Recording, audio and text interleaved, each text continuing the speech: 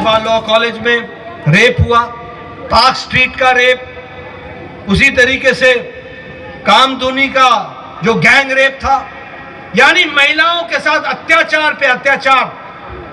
और ममता दी क्या बोलती थी? मां मानुष माटी। मां का क्या कर रहे हो तुम? माटी का क्या हाल कर दिया, मानुष का क्या हाल कर दिया। और इसीलिए मैं आपसे निवेदन करने आया हूं कि अब पलटानो पलटानो पलटानो और सावित्री बर्मन को चुनाव चुनाव चुनाव। बहुत बहुत धन्यवाद।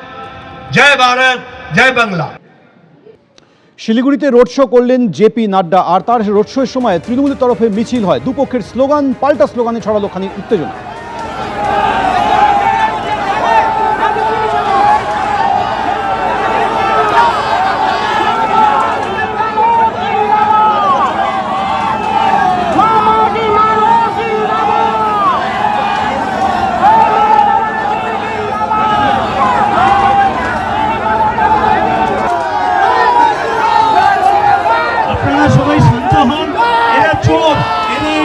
করে বেড়াবেন, শান্ত হন।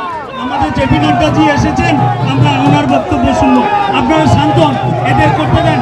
আর পুলিশ মদতে এগুলো করছে, পুলিশকে বলি আপনারা। একদিকে শিলিগুড়িতে রোড শো করলেন জেপি নাড্ডা, অন্যদিকে বালুরঘাটে রোড শো করলেন বিজেপির সর্বভারতীয় সভাপতি নিতিন নবীন।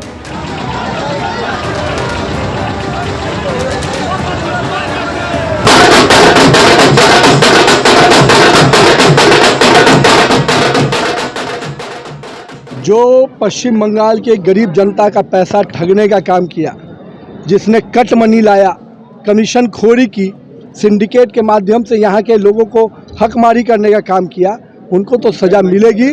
और वो सज़ा जिस भी न्याय बहुत दिन छिप नहीं सकता है, न्याय तो मिलेगा पश्चिम बंगाल की जनता को।